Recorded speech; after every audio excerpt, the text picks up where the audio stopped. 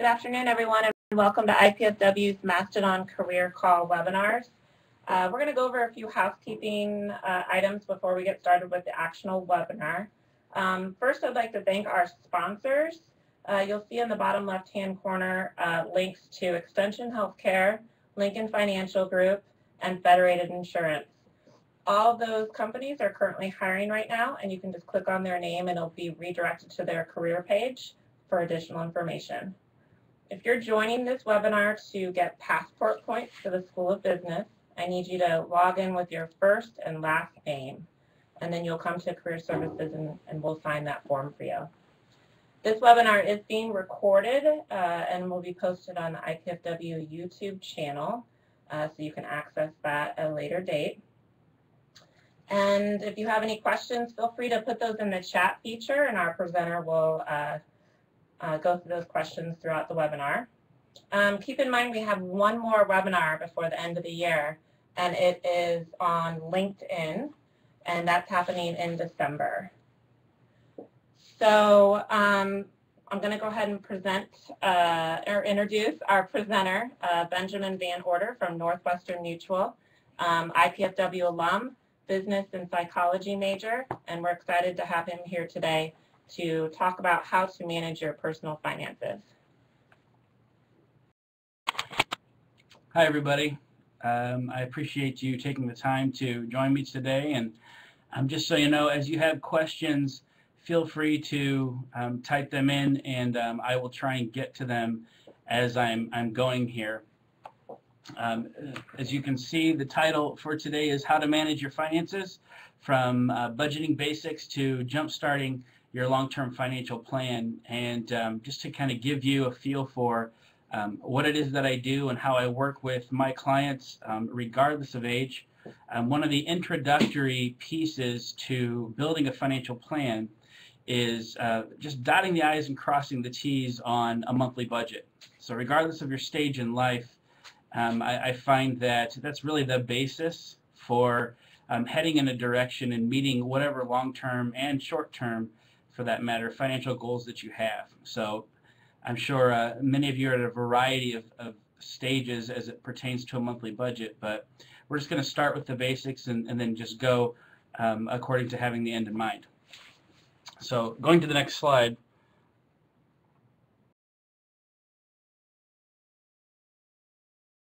Allow me to.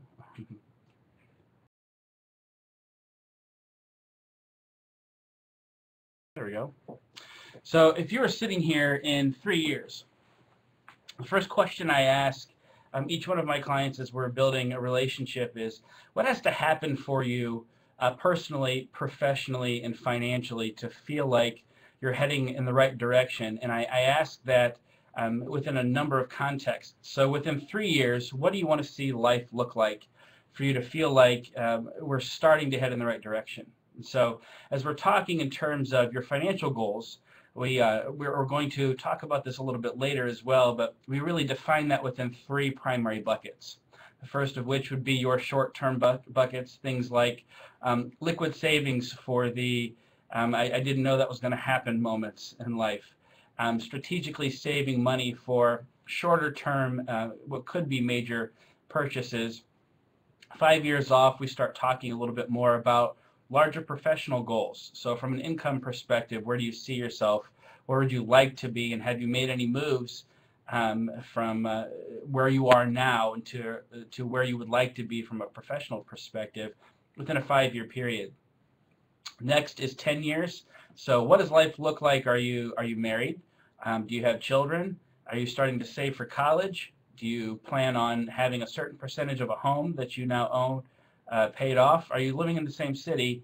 And what direction do you see yourself heading from a retirement perspective? So we try and begin the relationship, begin from a financial perspective with that end in mind. So where do you see yourself in 10 years? And then even further than that, and especially if I'm talking to someone who is in their 20s, which I'm sure many of you are, what I find is that the concept of retirement is so far off that it seems too daunting to even start chipping away at. And I would challenge anyone that I can get across from, regardless of age, do something. If it seems like too big a monster to slay, let's just put that out of our minds. Start chipping away, start small, and be consistent. Moving on to the next slide. So I think it's important for everyone, regardless of station in life, to find your why and then search for the how. And this is a shameless family plug. What you'll see in this slide is actually my family. That's my why. So when I was deciding where I wanted to be in 3 years, 5 years, 10 years, and beyond that, and I'm now 35 years old, I knew that for me, I wanted to wrap my professional and financial life around this core value of my family. May be the case for all of you, may not be the case for some of you. I know a lot of people are very professionally driven or have this desire to accomplish certain things professionally, and wrapping your ideals in the how around that why will always drive your financial decisions. And so for quite a few people, especially even in my industry professionally, there are certain things that become status symbols for their why. Whether it's owning a business entirely on your own, being an entrepreneur and having the freedom to design your life outside of work around what you're wanting to do professionally, giving yourself the ability to come and go as you please. For me, that's huge.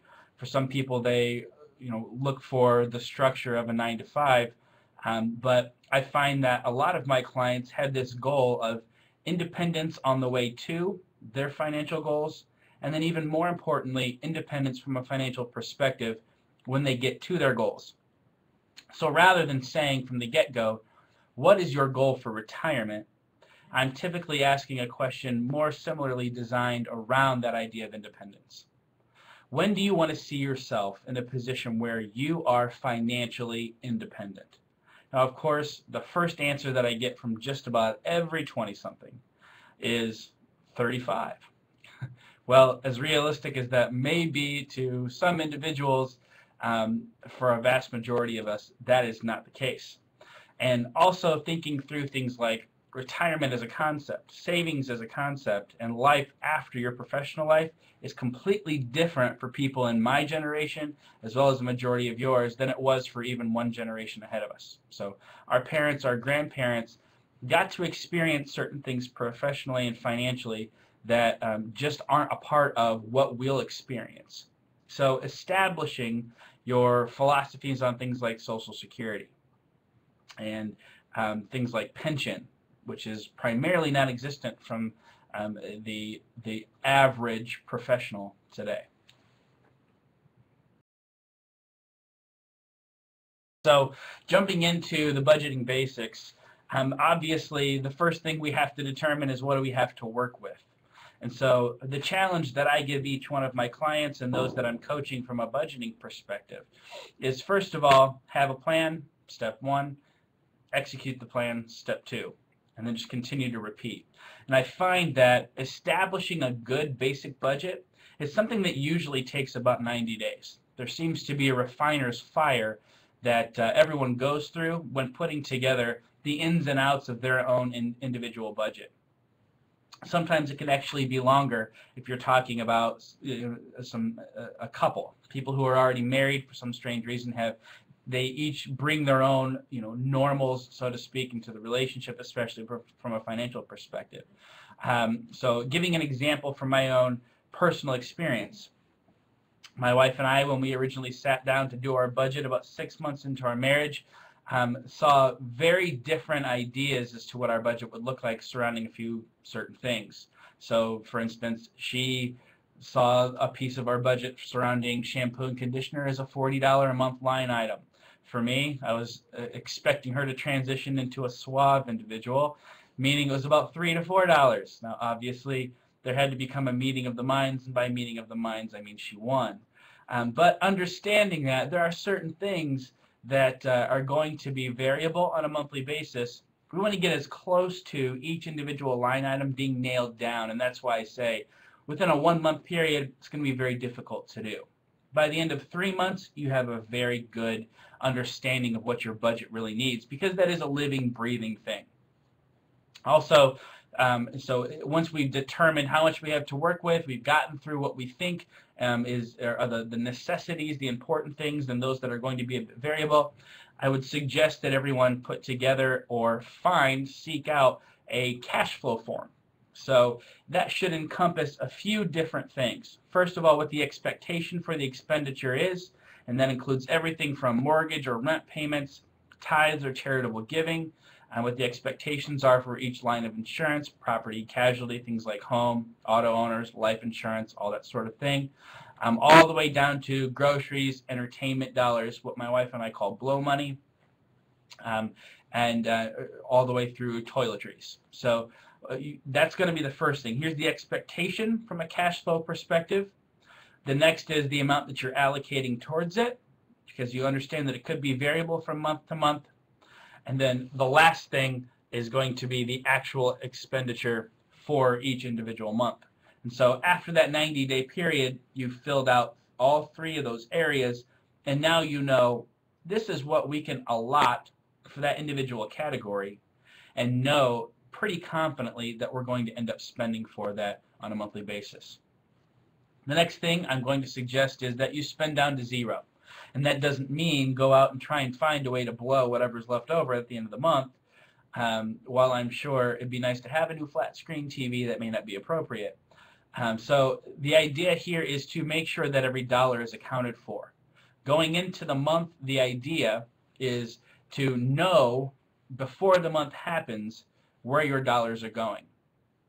There are a number of gurus out there, financial accountability coaches, your Dave Ramsey's, Susie Orman's, Crown Financial, Tony Robbins has a book called Money. A lot of those folks who are preaching the basics and doing it in a really good manner understand, however, that they don't have to sit across from you and they don't know the ins and outs of your monthly budget. So while it's great to utilize some of the tools that they make available on their websites, as well as by just Googling their names, not every single thing they say is going to be accurate and pertinent to your individual situation. So spend down to zero, put yourself in a position where at the end of the month every dollar is allotted for. Next, give yourself money to blow. So building in entertainment dollars into a monthly budget is an absolute necessity. In fact, setting yourself up to not have those extra dollars is just quite simply setting yourself up to fail. There's a quote right down there at the bottom underneath Budgeting Basics that says, wealthy people manage their money well, poor people mismanage their money well. And typically what I find to be one of the big differentiating factors between those two categories, wealthy folks and poor folks, is that they're not giving themselves room to breathe. And whether that's saying, well, this month we have a fancy dinner or a professional event that we have to be a part of, and therefore the dollars have to come from some category, and now for the next month they put themselves behind, whether it's that or they haven't prepared themselves for the unexpected from a liquid savings perspective, now they found themselves in a pickle. The next category there, be the weird one. So there are quite a few gurus who will have their own taglines in reference to something like this, but the idea here is to put yourself in the position where other people are looking at you at times as though you're strange. Obviously, the average American consumer is not saving in the capacity that's necessary to meet all of their retirement, let alone any other financial goals. In fact, statistics will show that the average American is saving about 2% annually of their income. And that's considering for things like 401ks, 403b plans, 457 plans, and other IRA and retirement designed accounts. 2%. Obviously, we know by just considering for what it costs us to live now, let alone what it will in 5 years with the impacts of inflation, 2% isn't going to cut it. So be the weird one. Step outside of what everybody else is doing. A lot of you will be experiencing your first full-time, real, quote-unquote, career moves over the course of the next 6 months, 1 year to 3 years. And stepping into a situation like that does not demand that your lifestyle has to change. Keeping yourself in a position where you live below your means is always a great practice. Moving on to the next slide.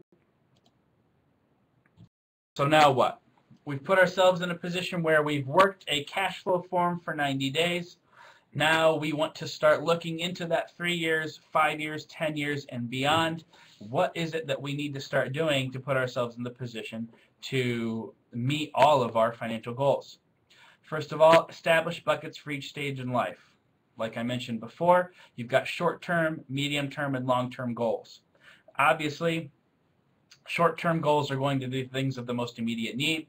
Therefore, liquidity is a major issue. We want to avoid saving in vehicles such as CDs, which would demand that you not touch dollars for a certain amount of time, or any other type of account that is designed, for instance, an IRA, where you can't touch those dollars until 59 and a half, because at that point in time, had you touched them prior to that age, you're going to experience penalties. So we want to be able to start selling, or to start saving in such a way that we have access to the dollars as we need them. And not only does this account for the ins and outs of a monthly budget, but it also accounts for the things that are non-quantifiable. So for instance, if goal 1 is to put ourselves in the position to own a home, we start saving to own that home, and within the first 3 years, this being a short-term bucket, we now own the home. Obviously, maintenance is an issue, in which case you have an increased liquidity need from a financial perspective in the dollars that are associated with maintaining that home. We don't want to lock that up into something that's not going to give us access in a very, very fast way. So we need to understand what buckets should we start filling. First, we fill the short-term bucket. And also considering for the short-term bucket, what is your comfort level from a liquid savings perspective? I say this on a regular basis to my clients. When your head hits the pillow every single night, there's a number tinkering around up in there, and you're saying to yourself, if I just had this in my liquid savings, I'm going to feel very good about life. If what the reality that you're experiencing is anything less than that number, obviously we start designing a plan, as well as the cash flow form has to be adjusted until we can actually hit that number and then move on from there. From a more long-term perspective, how do we start saving in other vehicles that will get us to our long-term financial goals? We'll get into that shortly. I see here that Zachary has asked a question that do you recommend a tool like Mint.com? Mint actually has a great app as well, and sure, I think the important thing to think about here is not even the specificity of certain tools, but that Mint has some great ways of keeping yourself accountable. So Mint is a great tool for tracking spending, categorizing it according to the things that you should and shouldn't be spending on. One of the things that I like also, I have quite a few clients who use Mint.com, and the app, you can tie that app to your actual checking account. And sometimes this is good, sometimes it's bad. It will tell you what you spent on things like fast food. In my wife's case, 40% of our overall income, it seems, is going to Target on a monthly basis. It'll tell you specific categories to help you enhance your ability to track your spending. So as we're now tying that back to establishing buckets and understanding your liquidity needs, we're immediately drawn into making some adjustments to our monthly spending. And if we know I'm spending way too much at Target, or I'm spending way too much at Toys R Us, or whatever it is your dollars are going towards, there's where your adjustments start to happen. So yeah, Mint.com, the Mint app, those are great for tracking spending. I would say though, don't allow that to replace a foundational cash flow form. In fact, my wife and I was actually just doing some cleaning in our kitchen this past weekend, and I found our original cash flow form. My wife laminated it, and we've made quite a few changes to it originally, but just thinking back on where we were at that point in time versus where we are now, that was really the foundational document that put us in a position to start being the weird ones and paying off debt, especially things like student loans and that sort of thing. So the next piece, let's look at chip away. And so really this pertains to a few different things. Number one, debt. So leveraging debt, understanding, is it a good idea? Is it a bad idea? Is it something that I can use to my advantage?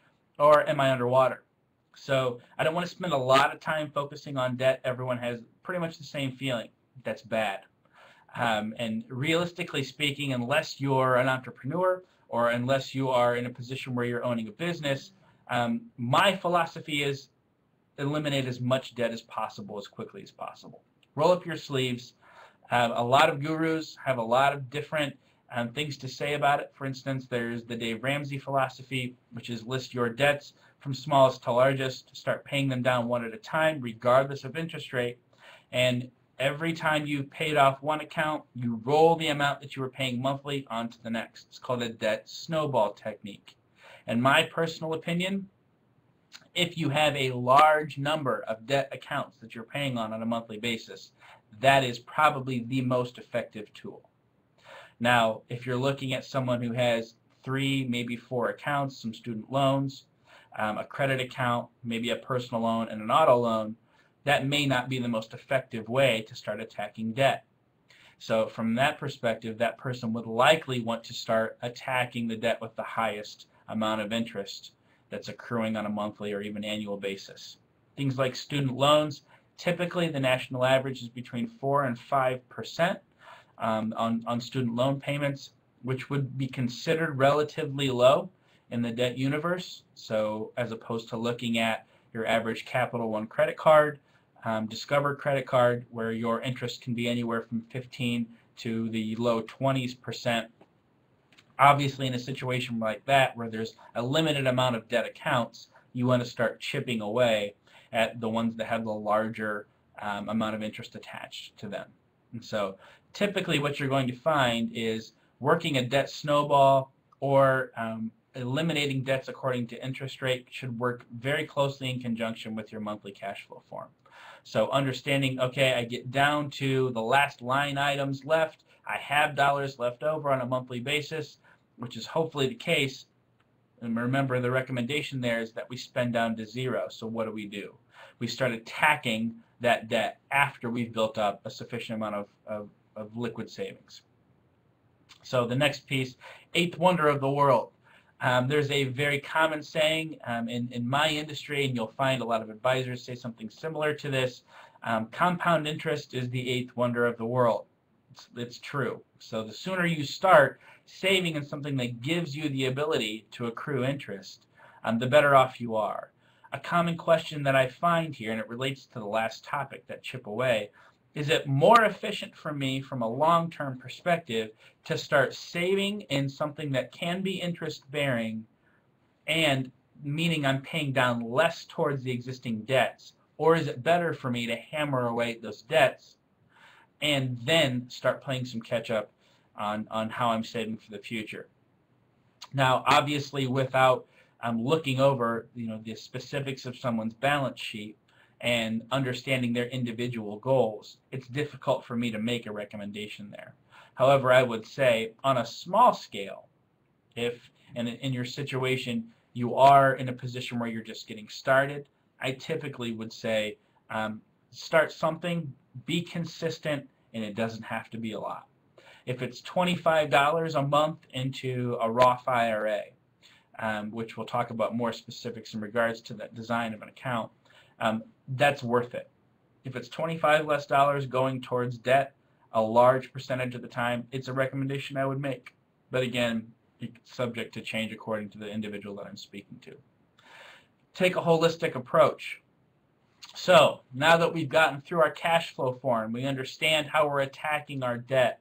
We've come up with a plan as to, number one, we fill a liquid or short-term savings bucket. 2, we're going on to midterm, and then 3, we're going on to long-term buckets. Taking a holistic approach is going to start including a broader range of financial vehicles, services, and products. So we'll start taking into account things like risk management, so life insurance, disability, long-term care, which for most of you will probably seem like something that's way off in the future. It's a hot topic, especially right now in our marketplace. And then discussing things like property and casualty, homeowners, renters insurance, and auto. So now, where do these pieces come into play in regards to each individual's financial situation? Taking a holistic approach, typically I'm going to recommend you sit across from a financial professional, especially as you're entering into a new career. there's going to be a laundry list of benefits available to you in most cases, many of which are just going to be Greek to you. And believe it or not, there are a lot of products that are offered even on an employer-based group plan spectrum where they're unnecessary. They're not typically designed for the employee to reap the benefits of, and in a lot of cases, they're just frivolous. So there are some things, your health or major medical insurance, your group life insurance can be a great one to elect, long-term disability, and in some cases short-term disability, the major categories that you certainly want to move forward with, but there are a few extra ones that a lot of companies will offer that you just don't need. Moving on to the next slide. Lay a defensive foundation. So the first tagline you'll see there, insurance is on sale. I say this to a lot of my younger clients, 35 and younger especially. Insurance is on sale while you're young. When you're this picture of young, healthy, and perfect health, we want to consider for utilizing that to your advantage. So something like life insurance and disability insurance doesn't seem like there's a whole lot of need to protect. And this is going to tie into that next category, your greatest asset. We're going to try and design a plan for you that encompasses not only the here and now, but avoiding putting yourself in a position to have to come back to the drawing board in just a few short years.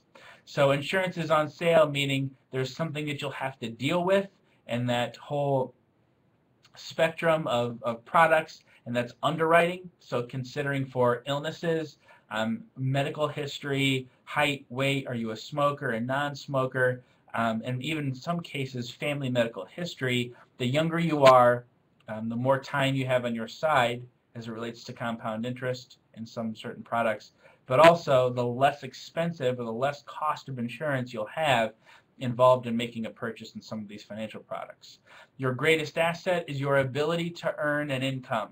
It's not a house, it's not a car, it's really not even your education. Your greatest asset is to sustainably earn. And I don't care if you're a teacher, a social worker, or someone who's in a position where they have even a lower income versus a doctor, you know, a lawyer, or someone else who's starting off into a six-figure income. That ability to earn from the time that you've stepped into a full-time career through the time that you decide that you want to step away, that's your greatest asset. You're talking about millions upon millions of dollars in many cases, and we want to sustainably protect that buying power for the future. There's also the implications of inflation to consider for as well. Account for change. So understanding that, as we talked about before, life should look very different for you from the time we're sitting in a position where we're having conversations surrounding these topics versus where we are in 3, 5, and 10 years. So do you have children? Is there income to be replaced? Is there a spouse who stays home? Are you working outside of the home? Are there two spouses and still there's something to protect as far as income goes? So considering for also future education costs for the next generation. What kind of things will have to be replaced in your absence, whether that's a premature death or an uneventful disability that keeps you from being able to earn.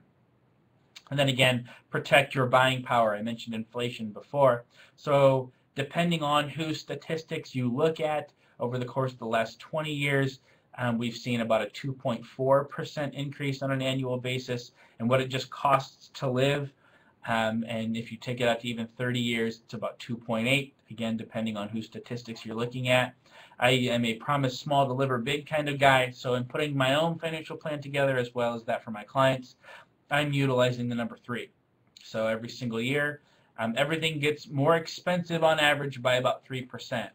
Regardless of how young or old you are, just think back to what a gallon of gas costs when you started driving.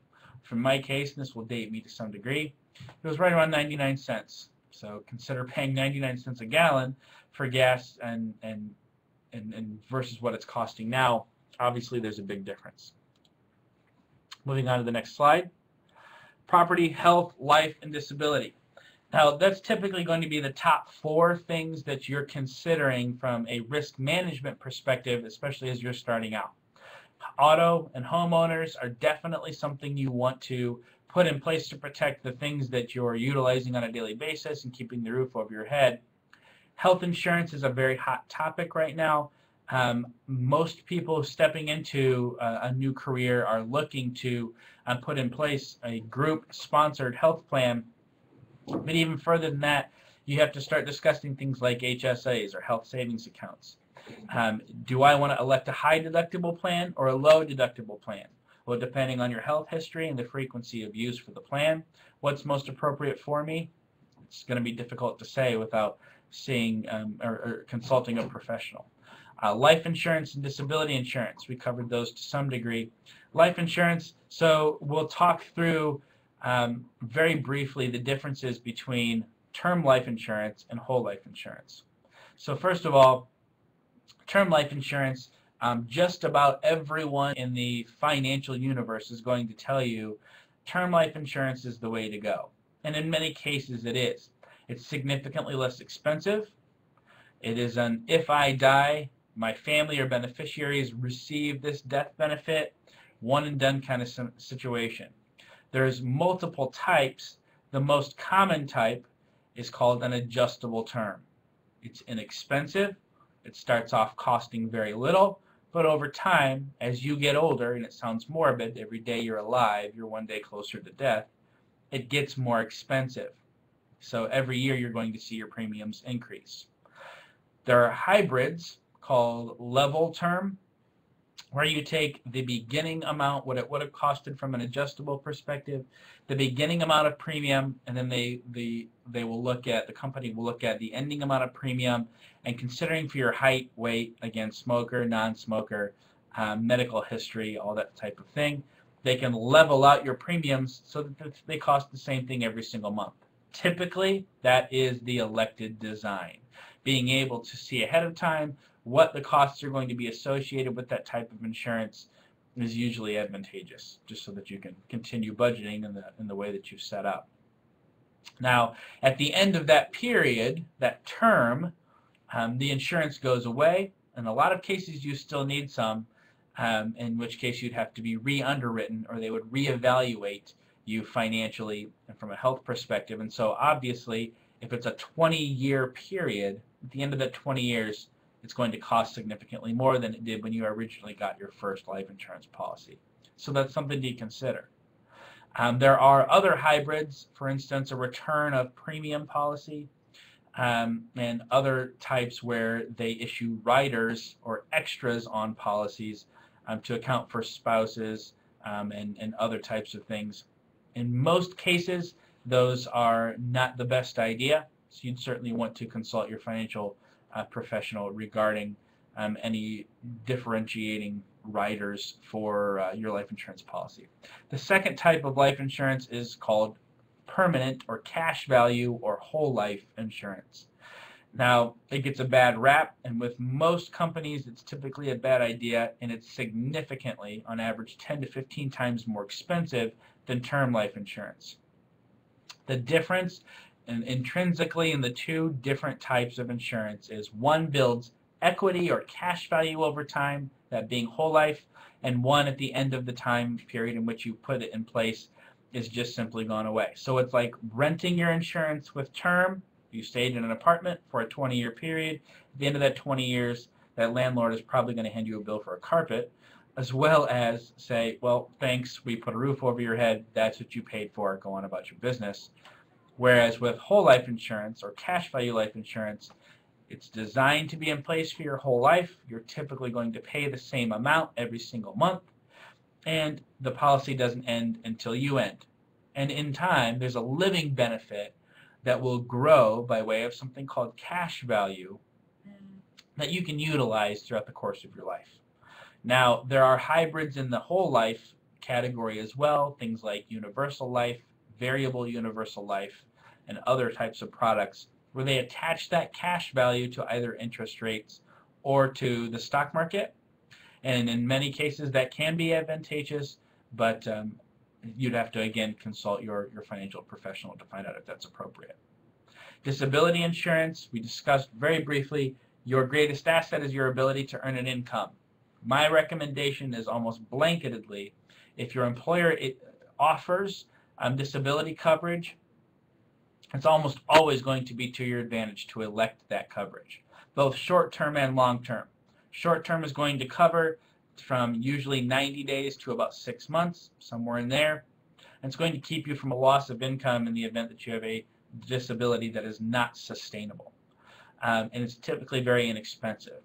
Long-term disability is going to be from that 90 or 6-month mark all the way out until typically a retirement age of 65, if you're allowed to get it for that long. The only things that would keep you from it are medical underwriting, as well as in some cases financial underwriting. It has to be appropriate. But in this case, you're designing a policy that will protect you from a complete loss of income should something happen where you can't work in the same capacity that you originally began. So, in addition to an employer-based disability policy, I typically recommend looking into a supplement as well for a multitude of reasons. Taxation and inflation have obviously some pretty significant ramifications, and looking into protecting and capturing as much of your income as possible is something you're typically going to have to look at an outside supplement in order to do. So the basics of disability are: how much of a benefit am I receiving? What percentage of my salary or income are covered? As well as, does this protect against inflation? And then finally, what costs are associated with the policy. So those 4 things: property, health, life, and disability, even in the beginning stages of a financial plan, are necessities in my opinion. Moving on. Healthcare coverage. We discussed very quickly in the last couple of slides here the importance of healthcare coverage, but now asking the questions: do I always elect group coverage if it's offered, or do I look into getting individual coverage if it's not? Well, considering for things like the Affordable Care Act, as well as other laws that have been recently implemented, you certainly need to look into individual coverage if your employer does not offer that. If your employer does, it is almost always to your advantage to elect group coverage. The next questions then become high deductible or low deductible. What type of plan do I want? And then you get into the intricacies of the plan. The first thing you want to look at is, well, what is your health history? If you plan to have a series of procedures or things that could end up costing you a lot of out-of-pocket amounts, you'll typically want a smaller deductible plan. However, if you would consider yourself to be a fairly healthy person, barring a major catastrophe, a high deductible plan is likely going to be best for you. But again, that's case sensitive. The next piece, HSA options. So looking into health savings accounts. A lot of employers are offering these types of plans these days, and I typically advise my clients it's a great way to shelter yourself from a tax perspective by being able to pay for medical expenses with dollars that either can be deducted from your taxable income, so it lowers the amount of taxes that you owe, or it can be paid with dollars that have not been taxed and therefore don't need to be. So HSAs are typically a great way for you to save for some of those extra medical expenses that you either didn't see coming or knew were coming ahead of time, and you can set some dollars aside from that. They're also very convenient. In most cases, an HSA is going to issue a debit or credit card that you can utilize at your doctor's office to go ahead and take care of those expenses right then, and it cuts down on admin time for you as the patient. Moving on to the next slide. Disability income coverage. We talked about this pretty well in depth. Short-term versus long-term. Short-term is 90 days to 6 months. Long-term is for that 6-month period all the way up to age 65 in most cases. What does my employer cover? So this I didn't touch on earlier. So if your employer pays for your disability coverage, and in most cases this pertains to long-term, a lot of employers out there, especially as you're looking into the job market, they see that as an added benefit. It's actually typically a negative for you as the consumer. If your employer pays for your disability coverage, that means in the event of your disability, the entirety of your benefit is taxable. which means if you're going to receive, in most cases, 60% of your salary, and you were used to obviously 100%, not only have you seen a reduction in your income, but you are also now experiencing taxes being taken out of that reduced income amount, in which case a supplement is going to be even more important for you. Is that enough? So, considering for most people going into the open job market, a lot of times you're seeing employers offer a base salary plus a commission or bonus incentive. We're coming up on a Christmas time here. You'll see in a lot of cases people start receiving their end of year or Christmas bonuses. With employer-based disability coverage, very rarely do they capture bonus or commission dollars. It's only based upon base salary. So if you're seeing a reduction in your income according to the disability that you've experienced, now you're also negating any income from the previous year or that was promised in an employer contract pertaining to your commissions and or bonus. In which case, again, a supplement's going to be a very effective tool for you to put in place. And then the last piece, taxes and inflation. So if the employer pays for it, the benefit is taxable. If you pay for it, even through your employer, the benefit is non-taxable. In some cases, there's a blend. Categorically, employer-based long-term disability policies do not have indexing or inflation protection. So for instance, if you became disabled and were unable to work, you have to consider for the fact that right now 60% of your salary may be sufficient to keep the lights on. But looking towards when you're 60 years old, if that benefit's going to go out to age 65, if it's the same amount that you're receiving on a monthly basis as it was when you originally became disabled, that could be years and years. Again, we want to protect that buying power by looking into a supplement that gives you the ability to maintain buying power. Life insurance. One and done. So another thing that we want to talk about, and I mentioned this earlier, is making sure that we're accounting for life changes. So in addition to becoming married and replacing a spouse's income upon premature death, we also want to talk about having children and the idea of covering education costs. Another issue that we discuss on a regular basis is if there's any special need, so accounting for taking care of a parent, charitable giving, and some other things like that. And looking at that next piece there, the immediate needs, so burial costs, income replacement, and then estate planning. Life insurance is typically a wonderful tool from an estate planning perspective because of the tax implications that come along with that as a tool. That's something you want to talk to a financial professional about. Term versus permanent we got into, so I won't spend any more time on that. What does it mean to diversify? Let's spend a few minutes here now talking about, we've gone past the not so fun defensive side of the planning process. We've established our budget.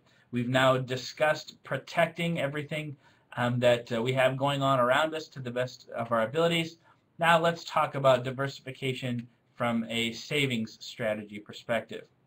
Stocks and bonds, mutual funds, international, domestic, cash, money market, large, mid, small cap, all of these things send most people's eyes into a drastic roll. What I find is spending some time just doing an educational session with the majority of my clients is always time well spent. First of all, as it pertains to stocks and bonds, what's the difference? Many of you have probably taken finance and econ classes, as well as some business that would talk about what stocks and bonds are. But typically, most people are looking at the difference between the two is not safe and safe, volatile and stable. Stocks, you're buying equity in a company. Bonds, you're essentially buying up debt. So what you're finding is that stocks have the ability to go up and down pretty drastically. Considering for time horizon, meaning the amount of time you have from when you start investing to when you think you're going to start realizing the dollars that you've invested, that's something to consider when you originally begin the investing process. Mutual funds are an investment company. You hear things like fund managers being thrown around throughout the news, major companies who facilitate mutual funds that have fund managers in place with a 25-year track record. That may or may not mean anything to you. Are mutual funds a good source of investing for you at this stage? Depending on your time horizon and your comfortability factor with investing in volatility, Investment 101 would tell you mutual funds are the place to start. Most of the time, mutual funds are an inexpensive way of investing, and they can provide for even further diversity inside of a line of investment that includes mutual funds without having to get too complicated. International versus domestic. So you can find things like international emerging markets or international stable markets. And I'm going to tie that to 2 checkpoints down: large, mid, and small cap.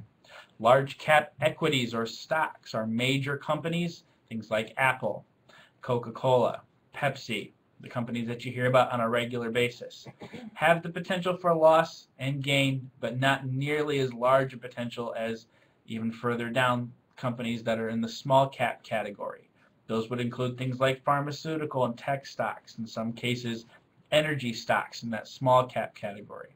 So international emerging markets is going to be like small cap on a more domestic basis, and then your international stable markets is going to be more like large cap. You'll hear all of these terms built into your portfolio as you start looking at things like your elections for your 401ks. The easiest way to begin investing, especially inside a 401k with an employer, is to choose a target date fund. Target date funds, and if you're taking notes, I would write that one down. You're going to choose a year associated with, within 5 years, the closest year of your retirement. So if you're retiring in, say, 2052, you'll want to choose a 2050 retirement target date fund, meaning the dollars that you and your employer are putting into that 401k are invested according to someone whose time horizon is from now until the year 2050.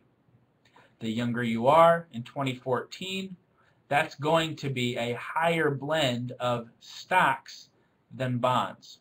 Stocks have a larger potential for gain as well as loss, but also a greater potential for long-term gain in light of momentary volatility. As you get closer and closer to the year 2050, it's going to start blending it more heavy on the bond side, which are traditionally safe lines of investment, versus the stock. So that as you usher into those retirement years, those dollars are more solidly accessible to you.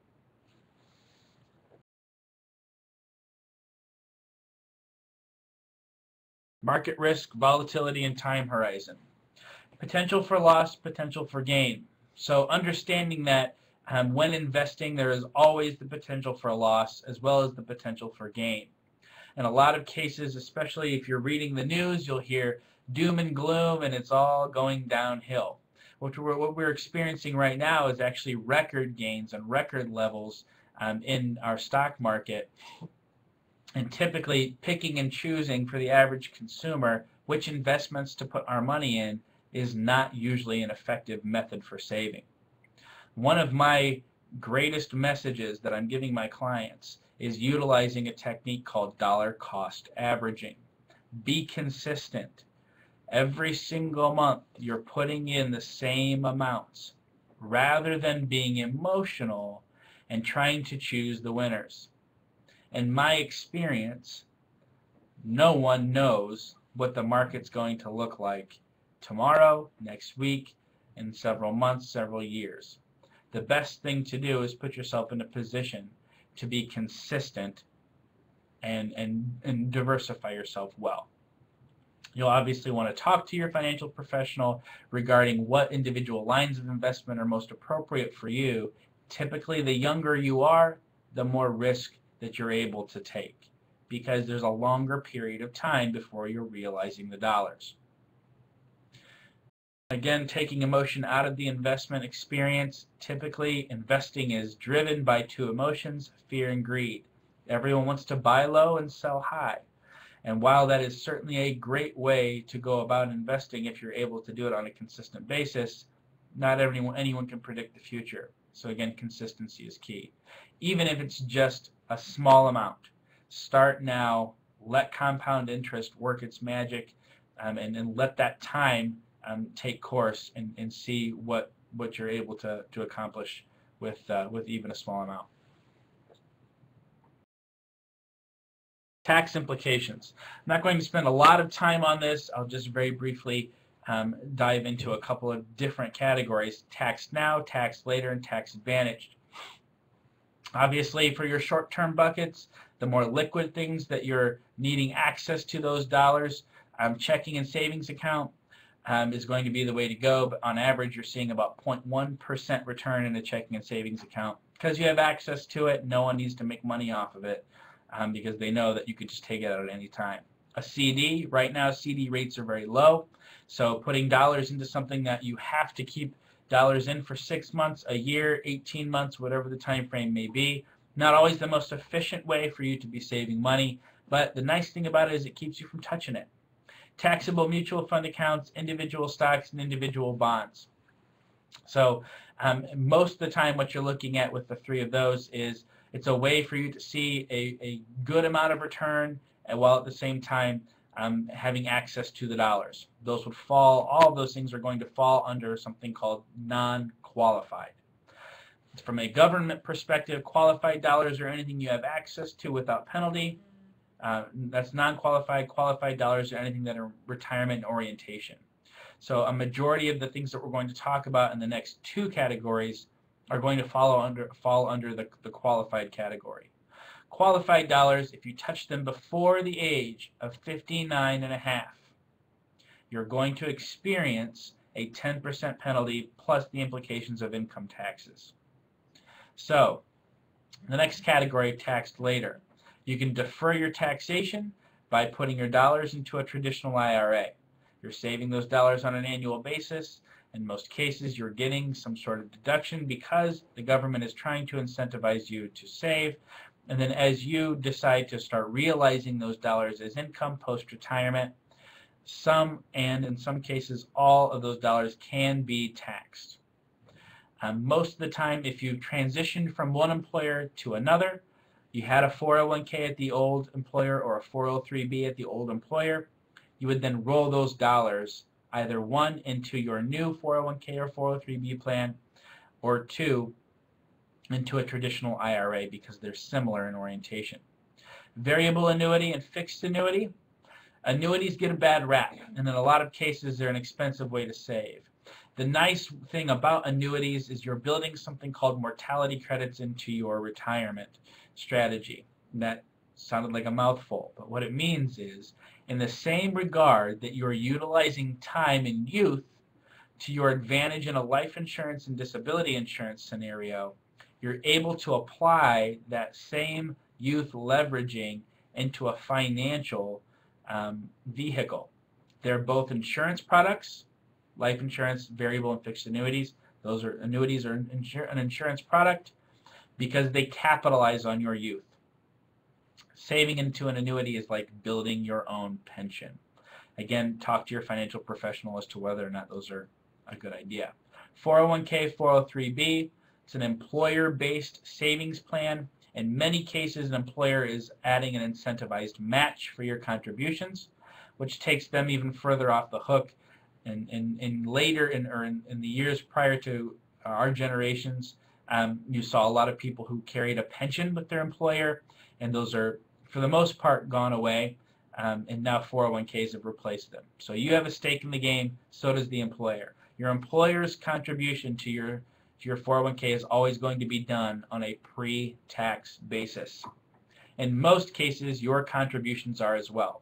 So before it goes through your payroll and then is deposited into your checking account after having been taxed, those dollars come out and go into your 401k, meaning when you go to realize those dollars as income post-retirement, a majority, if not all, is taxable.